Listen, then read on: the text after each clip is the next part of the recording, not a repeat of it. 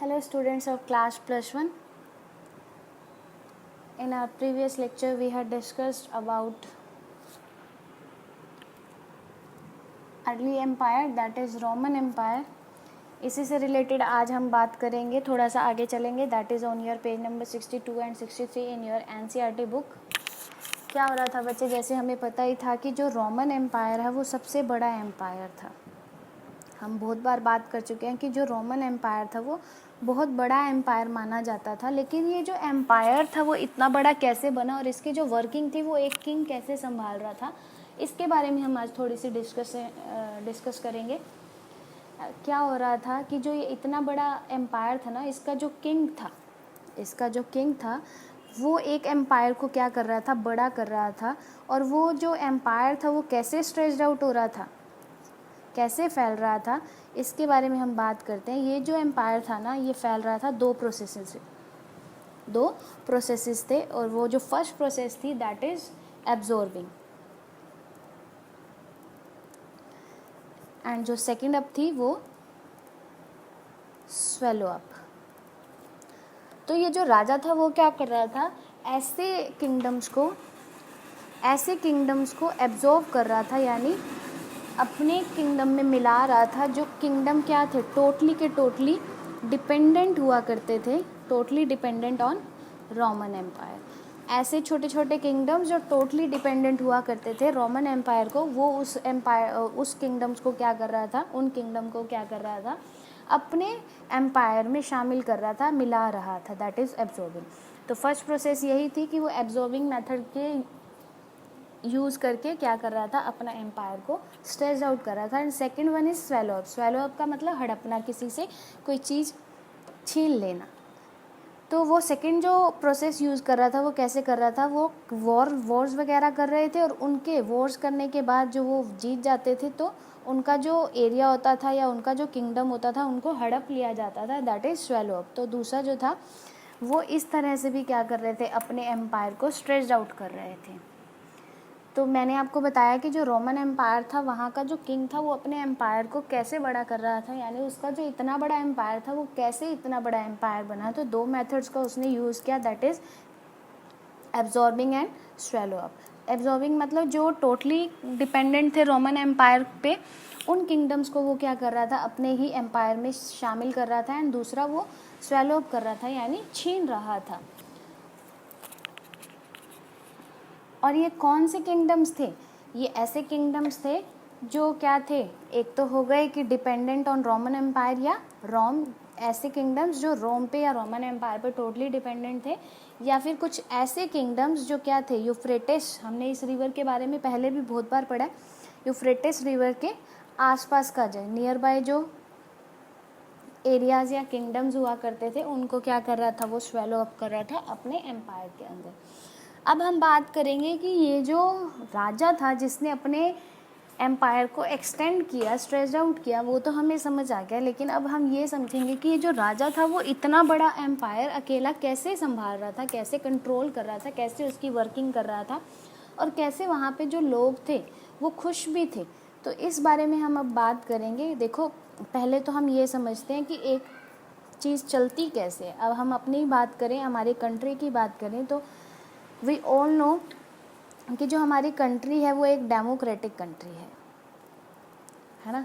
Democratic country मतलब जिसकी सरकार हम लोग ही चुनते हैं, लोग ही चुनते हैं.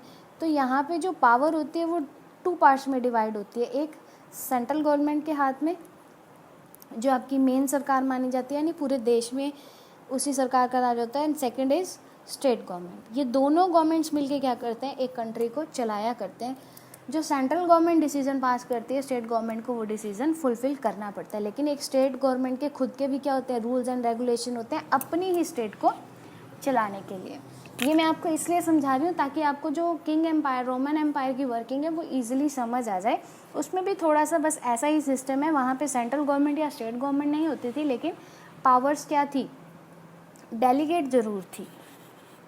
तो हम यहाँ डेलीगेशन ही पढ़ेंगे। तो सेंट्रल गवर्नमेंट ने क्या दे रखी थी, कुछ पावर स्टेट गवर्नमेंट को दे रखी थी, जिस बेसिस पे जो स्टेट गवर्नमेंट थी अपनी स्टेट को रन किया करती थी। और जो चीज़ें एक स्टेट को चाहिए होती थी उसकी रिक्वायरमेंट कौन फुलफ़िल करता था, सेंट्रल गवर्नमेंट करता था। यानी स्टेट गवर्नमेंट सेंट्रल गवर्नमेंट को कहती थी कि हमारी स्टेट में ये चीज़ें होनी चाहिए, तो सेंट्रल गवर्नमेंट क्या करती थी, इन आइटम्स को एक स्टेट में प्रोवाइड किया करती थी। आपको ये वर्किंग समझ आ गई होगी। अब हम अपने रोमन एम्पायर के बारे में बात करेंगे कि उसकी जो वर्किंग थी वो कैसे हो रही थी। सपोज करें कि ये सारा का सारा क्या है, रोमन एम्पायर है। क्या है, रोमन एम्पायर है। और हम मान लेते हैं कि ये क्या था, राजा का महल था। क्या था, राजा का महल था। अब ये तो हो गया किंग का महल या किंग का पैलेस। वहाँ पे वर्किंग कैसे हो रही थी, अब इसके बारे में हम बात करेंगे। देखो ये राजा जो था इसने क्या कर रखी थी, अपनी पावर्स को डिवाइड कर रखा। पावर्स का मतलब डिसीजन सारे यही लेता था। इसने अपने क्या रख रखे थे, सबॉर्डिनेट रख रखे थे, और ये खुद सुपीरियर था। ये सुपीरियर और सबॉर्डिनेट हम अपने प्रीवियस लेक्चर में डिस्कस कर चुके हैं। आपको पता ही होगा कि अब सबॉर्डिनेट और सुपीरियर क्या होते हैं। तो ये जो राजा हो गया वो सुपीरियर हो गया, और इसके आगे जो काम करने वाले लोग थे दैट इज़ सबॉर्डिनेट। तो इसने क्या रखे हुए थे, वर्किंग के लिए सबॉर्डिनेट्स रखे हुए थे। और वो सबॉर्डिनेट्स जो थे ना वो डिफरेंट एरियाज़ में थे। जैसे मान लेते हैं कि ये एक राजा की सिटी हो गई, ये एक राजा की सिटी हो गई, ये ऐसे इसका एम्पायर जो था वो फैला हुआ था, वो बहुत बड़ा एम्पायर था। और इसने यहाँ पे सारे के सारे क्या रखे हुए थे, अपने बंदे रखे हुए थे वर्किंग करने के लिए। और ये जो थे ना, अब ये जैसे ये सिटी हो गई, तो इस सिटी, ये सिर्फ एक सिटी नहीं होगी, इसके पास लगते कई गांव भी होंगे। जैसे हमारा फतेहाबाद है, हमारा फतेहाबाद एक सिटी है, लेकिन इसके आसपास लगते काफ़ी गांव भी हैं। तो ये भी क्या करते थे, एक ऐसी सिटी हुआ करती थी जिसकी सराउंडिंग गाँवों से हुई थी, विलेजेस से हुआ करती थी। तो यहाँ के ही बंदे को क्या किया जाता था, सेनेट बना दिया जाता था। और सेनेट्स को तो पहले से ही वर्किंग आती थी कंट्रोलिंग की, क्योंकि एक राजा से पहले पूरे ही अपने एरिया पे कौन कंट्रोल किया करता था, सेनेट किया करते थे। तो जो सेनेट थे ना वो राजा को फॉलो किया करते थे और राजा को पब्लिक का टैक्स कलेक्ट करके दिया करते थे। लेकिन क्या होने लग गया था, देखो मैंने आपको फर्स्ट किंग के बारे में बताया था, दैट इज़ अगस्टस। फिर उसका डिसेंडेंट जो था, वंशज जो था तिबेरियस, वो राजा बना। ऐसे ही इन्हीं की फैमिली का एक बंदा था, दैट इज़ गैलिनियस।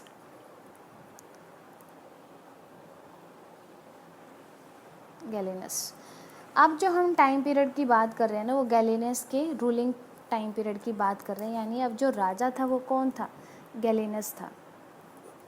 इसके टाइम पीरियड की बात कर रहे हैं, इसके रूलिंग की बात कर रहे हैं। तो वो क्या करते थे,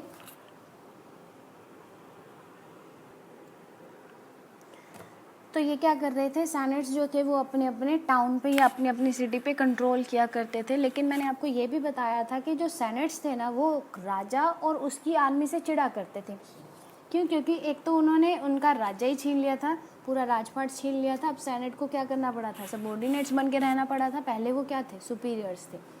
तो इस बात से वो चिढ़ते थे। और आर्मी जो थी ना वो राजा की तरफ ज़्यादा थी और सेनेट से थोड़ा नफरत ही करती थी, क्योंकि इसी आर्मी के दम पे ही उन्होंने क्या किया था, राजा ने क्या किया था, इन सेनेट्स के ऊपर कब्जा किया था। तो इस वजह से सेनेट्स जो थे ना वो चिढ़ते थे। और मैंने आपको ये भी बताया था कि सेनेट्स को जो थे ना वो राजा रिप्लेस भी कर रहा था।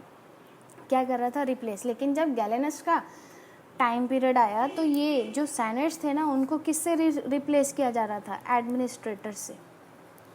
किससे, एडमिनिस्ट्रेटर। एडमिनिस्ट्रेटर एक ऐसा पर्सन होता है जो सारी की सारी वर्किंग को कंट्रोल करता है। अगर आपने ध्यान दिया हो तो स्कूल में भी क्या होता है, एक एडमिनिस्ट्रेशन ब्लॉक होता है, उसमें क्या किया जाता है, सारी की सारी स्कूल की वर्किंग को कंट्रोल किया जाता है। तो एडमिनिस्ट्रेटर जो थे ना अब वो रखे जा रहे थे किनकी जगह पे, सेनेट्स की जगह पे। यानी सेनेटोरियल जो क्लास थी वो क्या हो रही थी, डेटोरेट कंडीशन में आ गई थी। अब उनकी कोई भी वैल्यू नहीं रही थी during the time period of Gallienus king.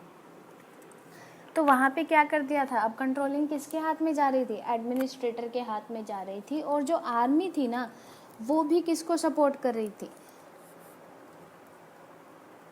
किसको सपोर्ट कर रही थी, एडमिनिस्ट्रेटर को। तो अब पहले जो 3 क्लासेस वहाँ पे लाई करती थी, one is king, second is aristocrats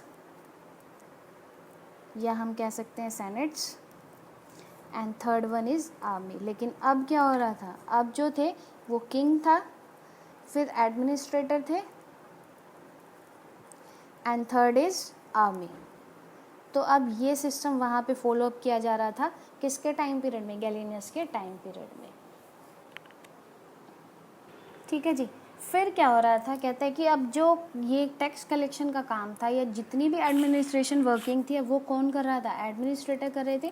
अब ये जो सारे के सारे टाउन्स थे ये एक दूसरे के ऊपर बिल्कुल भी डिपेंडेंट नहीं थे, यानी no dependency on each other, एक दूसरे पे वो बिल्कुल भी डिपेंडेंट नहीं थे। और यहाँ का जो एडमिनिस्ट्रेटर था ना, वो इतना वर्दी एडमिनिस्ट्रेटर था कि वो अपने लोगों की, यानी चाहे गांव हो चाहे सिटी हो, वहाँ पर एक कंडीशन उसने नहीं आने दी। वो कंडीशन थी फेमिनाइन की। फेमिनाइन मीन्स फेमाइन की, सॉरी फेमाइन की। फेमाइन का मतलब भूखमरी की। वहाँ पे उन्होंने लोगों को भूखमरी से बचाया, यानी बिल्कुल सारा का सारा इंतज़ाम किया था।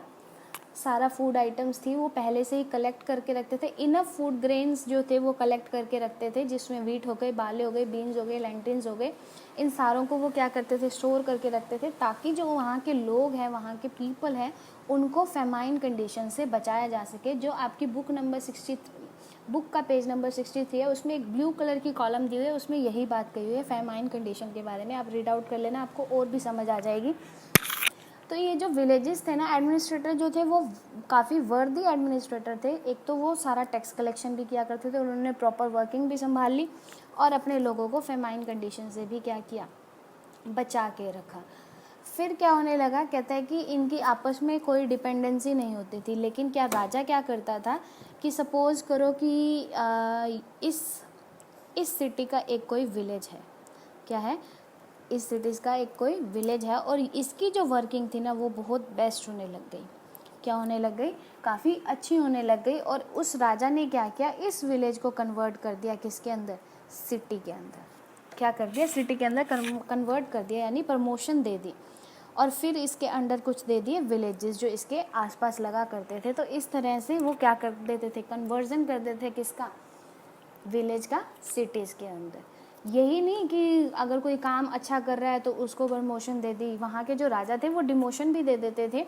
अगर कोई सिटी जो है, मान लो ये सिटी है, ये पुअर है वर्क में, एडमिनिस्ट्रेशन जो इसका वर्क है वो बहुत पुअर है, यहाँ कंट्रोलिंग अच्छे से नहीं हो रही, तो वो क्या करेगा, इस सिटी को डिमोट कर देगा, यानी क्या बना देगा, विलेज बना देगा, और किसी सिटी के अंडर इसको ले आएगा। तो यहाँ पे प्रमोशन और डिमोशन जो एक्टिविटीज़ थी वो परफॉर्म की जा रही थी during the time period of Gallienus king.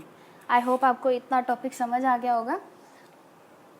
तो ये जो सिटीज़ थी ना, ये जो टाउन्स थे, इनमें जो 3 फेमस टाउन्स थे ना, वो बहुत ही बिगेस्ट टाउन्स माने जाते थे, बिगेस्ट एंड डेवलप्ड टाउन्स माने जाते थे। और वो टाउन्स कौन से थे, वन इज Carthage, Alexandria,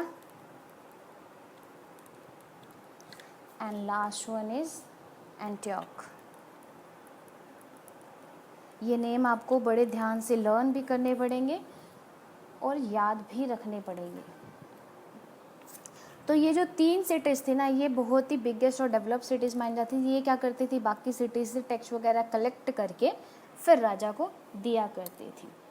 तो यहाँ पे ये सारे सिस्टम के साथ साथ ना कुछ एंटरटेनमेंट लेवल भी चल रहा था, यानी लोग काफ़ी मज़े में भी थे। एक तो वो फेमाइन कंडीशन में नहीं आए, दूसरा वहाँ एंटरटेनमेंट हो रहा था। वो एंटरटेनमेंट क्या हो रहा था, वहाँ पे क्या था, ग्रेट बाथ सिस्टम था, यानी जो बाथिंग सिस्टम था वो काफ़ी अमेजिंग और ग्रेट था। वो इतना बड़ा बाथ सिस्टम था कि वहाँ पे एक पूरी की पूरी सिटी के लोग क्या कर सकते थे, इंक्लूड हो सकते थे और वहाँ पर बाथिंग वगैरह कर सकते थे। तो वो उनका एंटरटेनमेंट का सोर्स हुआ करता था। जैसा कि अगर +2 में आप पढ़ेंगे, हम उसकी सिविलाइजेशन, हड़प्पन सिविलाइजेशन के बारे में पढ़ेंगे, तो वहाँ मोहनजोदारो नाम का एक क्या था, मोहनजोदारो नाम की एक जगह थी जहाँ पे ग्रेट बाथ सिस्टम चला करता था। वो सिस्टम भी ऐसा ही सिस्टम था जैसे कि यहाँ पे। तो वहाँ का जो मेन फीचर था वो क्या था, पब्लिक बाथ थे। और वो जो पब्लिक बाथ थे वो काफ़ी बड़े बाथ थे, और इतने बड़े कि एक सिटी के सारे लोग उस बाथ में, यानी उस पब्लिक बाथ में आ सकते थे। तो वो एक इनका एंटरटेनमेंट का क्या हुआ करता था, सोर्स हुआ करता था, मेन फीचर भी माना जा सकता है ये रोमन एम्पायर का। तो लोग वहाँ के क्या थे, काफ़ी मज़े में थे। ऐसे ही इनको देख के ना जो ईरान था ना वो क्या होने लग गया, रीस करने लग गया, यानी कॉपी करने लग गया। तो ईरान का एक क्लर्जी मैन क्या करता है, वहाँ के किंग को ये एडवाइस दे देता है, क्या दे देता है, ये एडवाइस दे देता है कि हमें भी क्या करना चाहिए, ग्रेट बाथ सिस्टम यूज़ करना चाहिए, ताकि वहाँ यहाँ के लोगों को भी क्या हो, थोड़ा एंटरटेनमेंट का सिस्टम मिले और लोग यहाँ के खुश रहें। लेकिन इस क्लर्जीमैन के एडवाइस के किंग जो ईरान था उसने क्या कर दिया, डिनाई कर दिया, और उसने ये कह दिया कि no need to waste the water, यानी उसने ये कह दिया कि हमें पानी को वेस्ट करने की ज़रूरत नहीं है, this is not the time to entertain yourself, ये अभी कोई टाइम नहीं है कि खुद को एंटरटेन किया जाए। तो ये सारी वर्किंग हुआ करती थी रोमन एम्पायर की। क्या था कि जो काम सेनेट्स किया करते थे, अब वो कौन कर रहे थे, एडमिनिस्ट्रेटर कर रहे थे। और एडमिनिस्ट्रेटर जो थे वो सेनेटोरियल क्लास से काफ़ी पावरफुल माने गए, क्योंकि जो आर्मी थी वो एडमिनिस्ट्रेटर को पूरा सपोर्ट करती थी, जैसे कि वो सेनेट्स को बिल्कुल भी सपोर्ट नहीं करते थे, वो चिढ़ते थे एक दूसरे से। लेकिन एडमिनिस्ट्रेटर और आर्मी का रिलेशनशिप काफ़ी स्ट्रॉन्ग पाया गया यहाँ पे। 3 सिटीज़ के बारे में पढ़ा जो वहाँ पे मेन सिटीज़ मानी जाती, डेवलप सिटीज़ थी, that is Carthage, Alexandria and Antioch. और जो राजा था गैलेनियस, उसने ग्रेट बाथ सिस्टम भी वहाँ पे शुरू किया हुआ था। काफ़ी लोग वहाँ पे, मतलब बहुत लगभग सारे लोग ही वहाँ पे काफ़ी खुश थे, और एंटरटेनमेंट वहाँ पर फुली हो रहा था। और इसी को देख के ईरान ने कॉपी करने की कोशिश की, लेकिन वहाँ पर राजा ने बिल्कुल ही डिनाई कर दिया।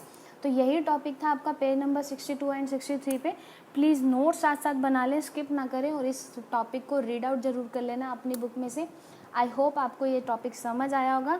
अगर आपको समझ आया तो don't forget to pray for everyone, आपने प्रे करनी है सबके लिए, यही मेरे लिए एक थैंक यू होगा आपकी तरफ से। And see you in next video बेटा, थैंक यू वेरी मच।